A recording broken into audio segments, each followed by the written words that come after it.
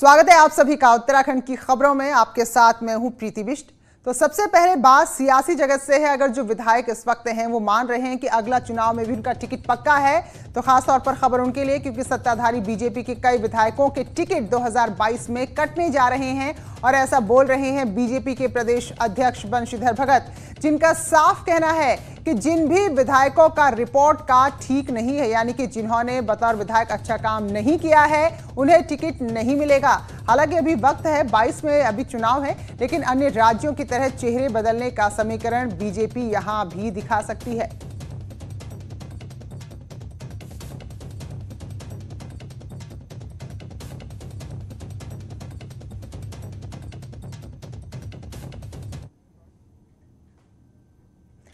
तो ऐसे में साफ है कि अगर अगली विधानसभा के लिए भी टिकट चाहिए तो विधायकों को अपना रिपोर्ट कार्ड दुरुस्त करना होगा, यानी कि अपनी अपनी विधानसभा क्षेत्र में बेहतर काम करने होंगे, वरना अगले चुनाव में उनका टिकट उनसे दूर हो सकता है।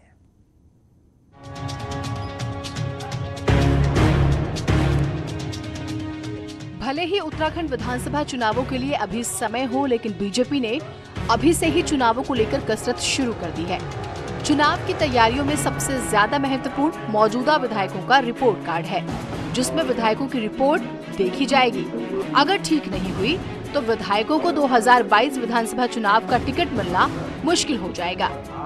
ये सोचता हूँ कि पहले हम एक सर्वे करके स्थिति का जायजा लेंगे, उसके बाद अलर्ट कर देंगे कि भाई तुम्हारे लिए ऐसा हो रहा है, तुम संभलना चाहो तो संभल लो।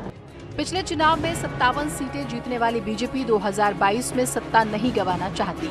इसी वजह से बीजेपी विधायक भी मानते हैं कि चुनाव जीतना है तो जिताऊ प्रत्याशी मैदान में उतारना होगा।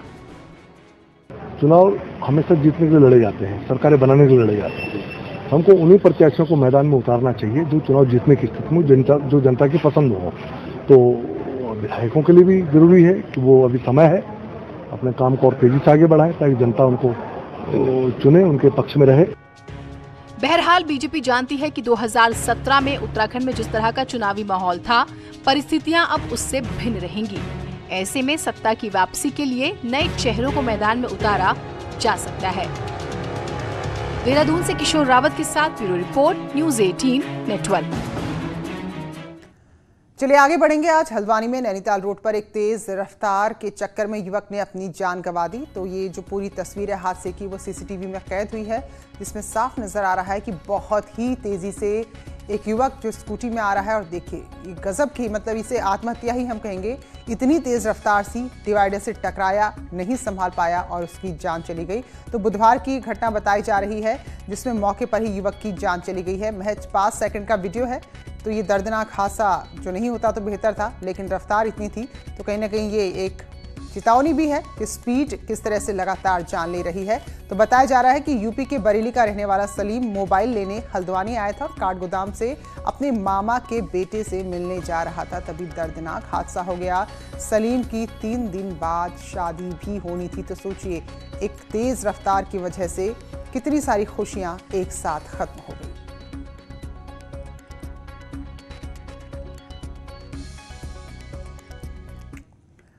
उधर चमोली में बद्रीनाथ हाईवे 27 घंटे बाद आखिरकार खुल गया। पीपलकोटी भनीर पानी के पास जो बोल्डर आने के चलते रास्ता बंद हो गया था, तो फिलहाल अब खोल दिया गया है। तो बहुत बड़ी राहत लोगों को इससे मिली है। लेकिन लामबगड़ पागल नाला टंगड़ी के पास बद्रीनाथ हाईवे अब बंद है, जिसके चलते यहां अब लोगों की मुश्किलें बढ़ गई हैं।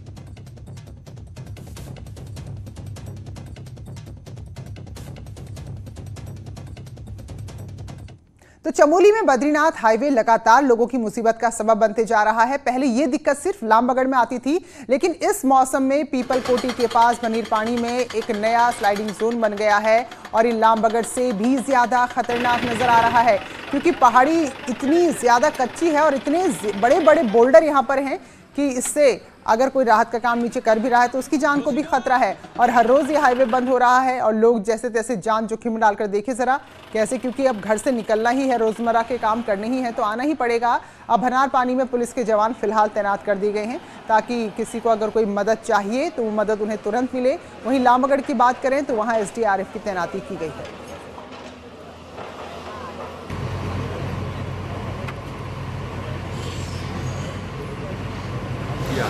लगभग हमारे पर डे 250, 300, 350, 400 तक के ही लोग अभी आ रहे हैं, जो कि मैनेजेबल है।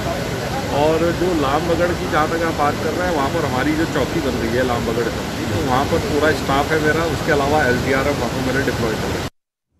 उत्तरकाशी के ब्रह्मखाल इलाके में एक मकान की सुरक्षा दीवार गिर गई, जिससे मलबे में 108 सहित 2 वाहन दब गए। पुलिस और आपदा प्रबंधन की टीम मौके पर पहुंची है और अब राहत और बचाव का कार्य चल रहा है।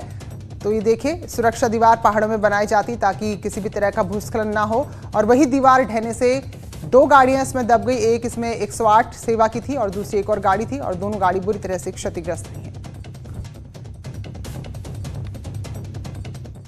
राज्य सरकार ऑर्गेनिक उत्पादों को बढ़ावा देने के लिए एक नया प्रयोग करने जा रही है। सरकार ऑर्गेनिक खेती को बढ़ावा देने के लिए ऑर्गेनिक उत्पादों की ब्रांडिंग और मार्केटिंग के लिए अब काश्तकारों को बाकायदा जगह उपलब्ध कराएगी। इसके लिए 4 धाम यात्रा के मार्ग हैं और अन्य पर्यटक स्थल हैं, तो ऐसे 1300 आकर्षक आउटलेट बनाने पर विचार हो रहा है।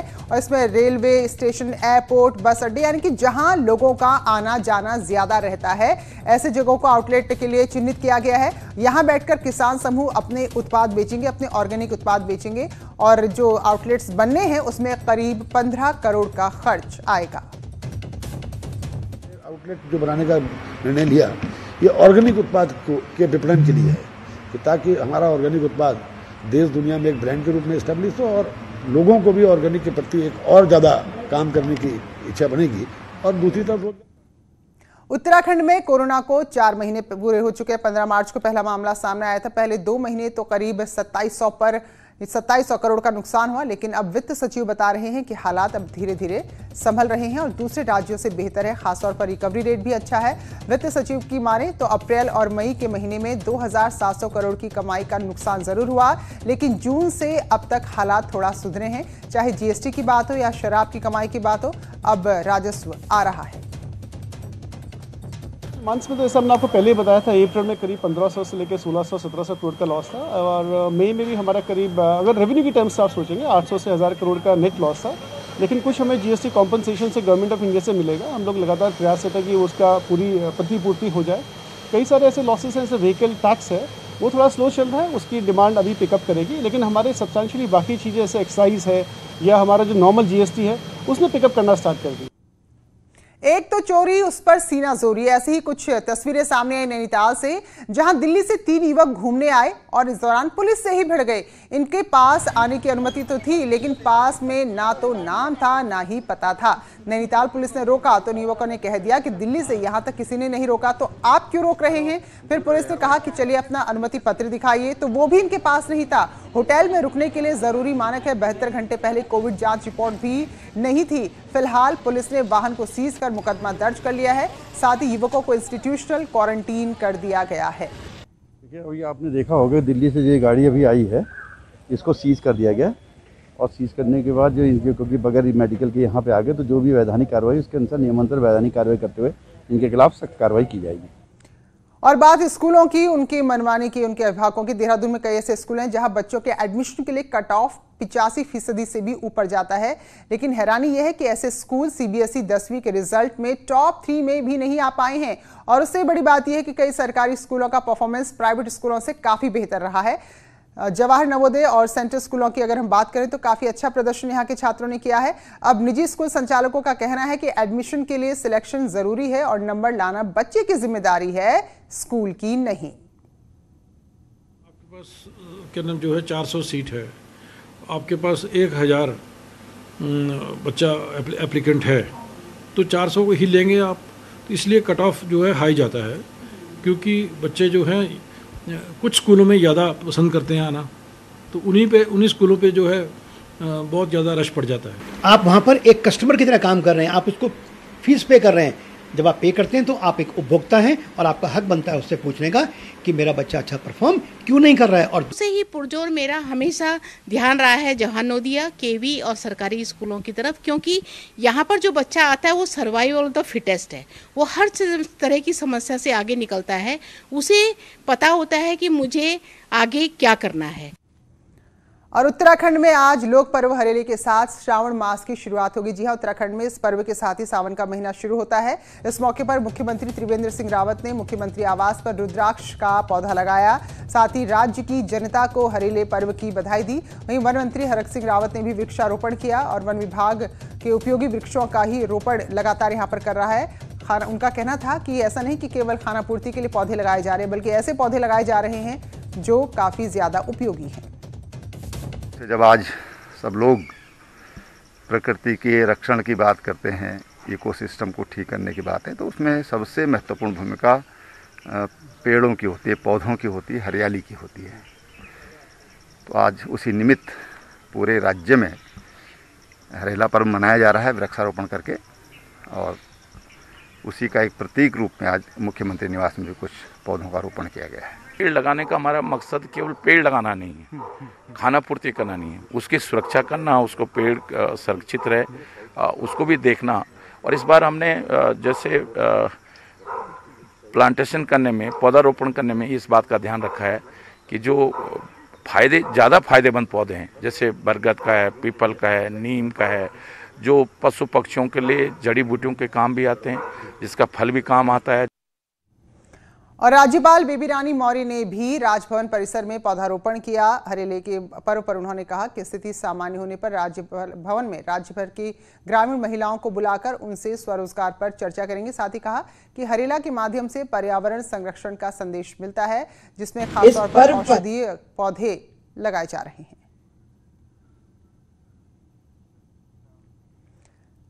और इस मौके पर धर्मनगरी हरिद्वार में भी वृक्षारोपण के कई कार्यक्रम आयोजित किए गए। राजनीतिक और समाजसेवी संगठनों के साथ हरिद्वार रुड़की विकास प्राधिकरण के अधिकारी और कर्मचारी भी पौधा लगाते नजर आए। अभी हम जो हैं 2000 पौधों का हमने इस साल रखा है हरेला कार्यक्रम में, जिसमें डिफरेंट कलर के ऑर्नामेंटल प्लांट है, जिसमें हमने यहाँ पे कोशिश करी कि फ्लावरिंग बेस के जैसा बोगनविलिया, लो मेंटेनेंस के पौधे, जखरंडा, गुलमोहर, अमलतास, इस टाइप की वैरायटी हमने सेलेक्ट की है। वहीं नैनीताल में भी पर्व मनाया गया और अल्मोड़ा की कोसी और नैनीताल की शिप्रा नदी के बाद पिथौरागढ़ और चंपावत की नदियों को पुनर्जीवित करने का फैसला लिया गया। तो कुमाऊं कमिश्नर पहुंचे थे यहां पर, और अरविंद सिंह ह्यांकी ने हरेला पर्व के दौरान कहा कि इन जिलों में भी 15 दिन में एक्शन प्लान तैयार किया जाएगा। भवाली में शिप्रा नदी को पुनर्जीवित करने का कमिश्नर कुमाऊं ने कहा कि लगातार पेड़ लगा रहे हैं और आज इसका शुभारंभ हुआ है और सरकार इसे पुनर्जीवित करने के लिए योजना शुरू कर रही है, जिसमें 1.5 करोड़ पेड़ लगाने का लक्ष्य रखा गया। साथ ही चाल खाल तैयार की जाएंगे। और पिरूल की अगर बात करें, जो चीड़ के पेड़ की पत्तियां होती हैं, तो पिरूल के चेक डैम और अन्य कार्य में इसका इस्तेमाल होगा। हरेली के मौके पर किए गए पौधारोपण में 300 पेड़ों का रोपण भवाली में ही किया गया। तो पूरे जिले में आज 27,000 पौधे लगाए गए। यहाँ काम चल रहा है। ऐसे बाकी जिलों में भी एक एक नदी पुनर्जीवन के बारे में कुछ के एक्शन प्लान बन गए थे पिछले साल, कुछ के इस साल बन रहे हैं। 2-1 जिले ऐसे हैं, चंपावत, पिथौरागढ़, जिनके अभी 15-20 दिन में उनके भी एक्शन प्लान बन। और प्रकृति को समर्पित ये पर्व चमोली में भी पूरे हर्षोल्लास के साथ मनाया गया। प्रशासन ने भी इको पार्क में अलग अलग प्रजाति के पेड़ पौधे लगाकर इस त्योहार को मनाया है। पर्यावरण संरक्षण को लेकर बढ़ चढ़कर अपनी भागीदारी निभाने की शपथ भी इस दौरान ली गई। तो पार्क में अखरोट, हरड़, बहेड़ा, आंवला यानी कि वो पौधे जो स्वास्थ्य के लिए भी काफी उपयोगी हैं, उनको यहाँ पर लगाया गया। यहाँ जो गैरकुंड के पास में, वहाँ पे हरेला पर्व का सेलिब्रेशन किया गया और सभी अधिकारी, एमएमआई, जनप्रतिनिधि, सभी लोगों ने यहाँ पे वृक्षारोपण किया और यहाँ बहुत ही सुंदर व्यू है और इसको एक टूरिस्ट स्पॉट में डेवलप करने का भी प्रयास किया जा रहा है। तो चलिए अब आपको बताते हैं कि घर में पारंपरिक तौर पर हरेला पर्व को कैसे मनाया जाता है। तो 10 दिन पहले 7 किस्म के अनाजों को घर में छोटी छोटी टोकरियों में बोया जाता है और 10 दिन बाद जब श्रावण मास शुरू होता है, हालांकि कई जगह शुरू हो गया सावन का महीना, लेकिन उत्तराखंड में हरेले के साथ ही शुरू होता है। तो 10 दिन बाद इस तरह हरेले को काटा जाता है और जो घर के बड़े बुजुर्ग होते हैं बच्चों को आशीष देते हैं।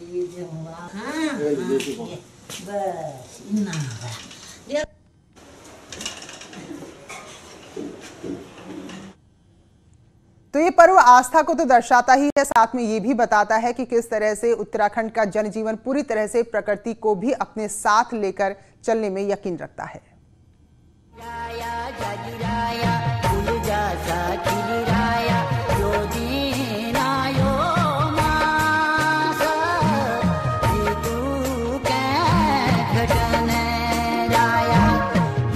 हरियाली का पर्व हरेला आम जनमानस की आस्था और रीति रिवाजों से जुड़ा है। 10 दिन की पूजा पाठ के बाद हरेले को विधि विधान से पूजा जाता है, जिसके बाद उसे काटा जाता है। फिर उसे भगवान को चढ़ाने के साथ बड़े बुजुर्ग अपने बेटे नाती पोतों को हरेला लगाते हैं और उनकी लंबी उम्र की कामना करते हैं। पहाड़ में त्योहारों का आगाज करने वाले इस पर्व पर पकवान भी बनाए जाते हैं, तो रिश्तेदार नातेदारों को हरेला डाक से भेजने की भी परंपरा है। हरेला पर्व ऐसा पर्व है जो मेलों का आगाज भी करता है, तो इसका इंतजार भी साल भर रहता है। ये प्राचीन प्रथा है जो पहले से चली आ रही है। इसमें बुजुर्गों ने इस तरह के आशीर्वाद दिए हैं कि मतलब आजकल सुनने को भी नहीं मिलेंगे। ऐसी मतलब लंबी उम्र की दुआ की जाती है हर बच्चे की, हर बुजुर्ग की। हमारे मतलब मन में ये आता है कि बच्चों को हर चीज़ समझाना चाहिए। पहाड़ क्या होता है, पहाड़ी के रीति रिवाज क्या होते हैं, इस तरह की चीज़ें मतलब इन्हें बतानी पड़ेंगी। क्यों? क्योंकि बच्चे आजकल के सिर्फ पढ़ाई में रहते हैं, उन्हें इनकी कोई नॉलेज नहीं है। हमने अपने बुजुर्गों से सीखा, लेकिन हम चाहते हैं कि हमारे बच्चे भी ये सब चीज़ सीखें। हरेला पर्व किसानों से भी जुड़ा हुआ है। इसमें घरों में पूड़ा बनाकर 5 या 7 प्रकार के अनाज, गेहूं, जौ, मक्का, गहत, सरसों समेत अन्य को बोया जाता है। 10 दिन तक जल चढ़ाकर प्रतिदिन पूजा की जाती है। इस त्योहार को ऋतु परिवर्तन के साथ भगवान शिव के विवाह के रूप में भी मनाया जाता है। कहा जाता है कि कोई भी व्यक्ति इस दौरान हरी टहनी भी रोप दे तो वो भी फल देने लगती है। तो ऋतु के परिवर्तन से जुड़ा हुआ पर्व है और विशेष बात यह है कि हरेले के त्यौहार से हमारे इस पर्वतीय अंचल में मेलों की भी जो है शुरुआत हो जाती है, श्री गणेश हो जाता है। और हरेला जो है यहाँ पर भगवान शिव और पार्वती की विवाह की जयंती के रूप में भी हम लोग मनाते हैं। वक्त के साथ बदलाव बहुत आए, लेकिन भूमंडलीकरण के इस दौर में भी हरेला स्थानीय सभ्यता और संस्कृति के मूल प्रतीकों की वानगी पेश कर रहा है। जरूरत है तो अपने बच्चों को इसके बारे में जानकारी देने की, ताकि ये धरोहर और ये रीति रिवाज परंपराएं आगे जीवित रह सकें। वीरेंद्र बिष्ट, न्यूज़ 18, नैनीताल। चलिए आगे बढ़ेंगे और इस वक्त बड़ी खबर आ रही है हरिद्वार से, जहां सिचकुल में एक निजी कंपनी में कोरोना के 20 मरीज मिले हैं, जिसके बाद जिलाधिकारी ने पूरे प्लांट को बंद करवा दिया, सैनिटाइजेशन के निर्देश दे दिए हैं। इसके अलावा आसपास की फैक्ट्रियों से भी कर्मचारियों की सैंपलिंग की जा रही है। तो ये बड़ी खबर है। सिचकुल जहां कई सारे उद्योग हैं, कई सारे प्लांट हैं, कई सारी फैक्ट्रियां हैं, तो वहां एक निजी कंपनी के प्लांट में 20 कोरोना के मरीज मिले हैं। तो ये काफी ज्यादा आंकड़ा होता है। अगर एक ही जगह से 20 लोग कोरोना पॉजिटिव मिले तो फिलहाल जिलाधिकारी ने पूरे प्लांट को बंद करवाते हुए वहां सैनिटाइजेशन का काम करवा दिया है। और जो आसपास की फैक्ट्री हैं, अब वहां के कर्मचारियों की भी स्क्रीनिंग की जा रही है, क्योंकि आते जाते कहीं ना कहीं लोग संपर्क में आते हैं और 20 लोग अगर पॉजिटिव हो तो उससे चिंता और ज्यादा बढ़ जाती है। चलिए अब फिर से हम रुख करेंगे सावन का महीना जो आज से शुरू हुआ है। अल्मोड़ा के जागेश्वर मंदिर में श्रावण महीने में सिर्फ अल्मोड़ा जिले के ही लोगों को दर्शन की अनुमति है, तो इसलिए सावन के महीने में ये पहली बार ही शायद होगा जब जागेश्वर धाम का ये प्रांगण इतना सूना नजर आ रहा है। वरना अगर लोग पूजा करने भी जाते हैं तो यहाँ जगह नहीं मिलती है कि कहाँ बाहर बैठ के प्रांगण में पूजा करें। तो बहरहाल भगवान शंकर को जल चढ़ाने के लिए इस बार जो स्थानीय लोग हैं वही पहुंचे हैं और आज से श्रावण का महीना उत्तराखंड वासियों के लिए शुरू हो गया है। तो पूजा पार्थिव पूजा यहाँ पर की जाती है, शिवार्चन होता है, तो इसके लिए जिले के लोग पहुंच रहे हैं। कोरोना की वजह से परेशान जरूर है, लेकिन ये जरूर लोगों को खुशी है कि भीड़ कम है, तो इसलिए वो आराम से शिवार्चन करा सकेंगे। को श्रावणी माह की बहुत बहुत शुभकामनाएं, हार्दिक शुभकामनाएं दे रहा हूं जागेश्वर धाम की तरफ से। और दूसरा, इस वर्ष कोरोना संक्रमण को देखते हुए मेला तो संभव नहीं है। हम आज सांकेतिक तौर पर उसका हवन और पूजन के साथ उसका उद्घाटन कर रहे हैं। ये पहला मौका होगा जब जागेश्वर में सावन महीने में पार्थिव पूजा और हवन नहीं होंगे। इसके साथ ही न ही मेला होगा। कोरोना संक्रमण के कारण मंदिर समिति ने इस बार जागेश्वर का मेला रद्द किया है और सिर्फ अल्मोड़ा के जनपद के लोगों के लिए ही दर्शन के लिए मंदिर खोला गया है। किशन जोशी, न्यूज़ 18 अल्मोड़ा। पौड़ी के कंडोलिया मैदान में अब राष्ट्रीय स्तर की सुविधाओं से युक्त फुटबॉल स्टेडियम का निर्माण होगा। पहले चरण में 9 करोड़ रुपए की लागत से बनने वाले स्टेडियम का निर्माण मुख्यमंत्री की स्वीकृति मिल गई है और नगरपालिका इसका निर्माण कराएगी और 1.5 साल का समय फिलहाल दिया गया है स्टेडियम के बनाने के लिए। नगरपालिका अध्यक्ष, खिलाड़ी और नगर निगम के खेल प्रेमी काफी लंबे समय से कोशिश कर रहे थे कि स्टेडियम यहाँ पर मिल जाए, तो अब ये कोशिश रंग लाने जा रही है। अब TS होनी है तकनीकी स्वीकृति, क्योंकि वो SC के थ्रू चीफ के पास जाएगा और उसके बाद हमारा उसका एक टेंडर प्रक्रिया के बाद उसमें दूब लगेगी, ड्रेनेज सिस्टम हो गया, पूरी जैसे इंटरनेशनल स्टेडियम जो होते हैं, कम से कम नेशनल की मैं अगर बात करूं, और ये खेल प्रेमियों के लिए भी एक उपलब्धि की बात होगी। इस चीज़ की खुशी है।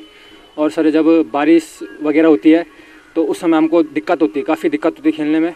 मतलब ये है कि कीचड़ हो जाता, ज़्यादातर फिसलने की डर है। चाह रहा था बहुत पहले से, हम लोग चाह रहे थे कि यहाँ फुटबॉल ग्राउंड बने, बहुत अच्छी तरह से उसको मेंटेन किया जाए, इस तरह का फुटबॉल ग्राउंड बने, जो कि मैंने सुना कि बनने जा रहा है।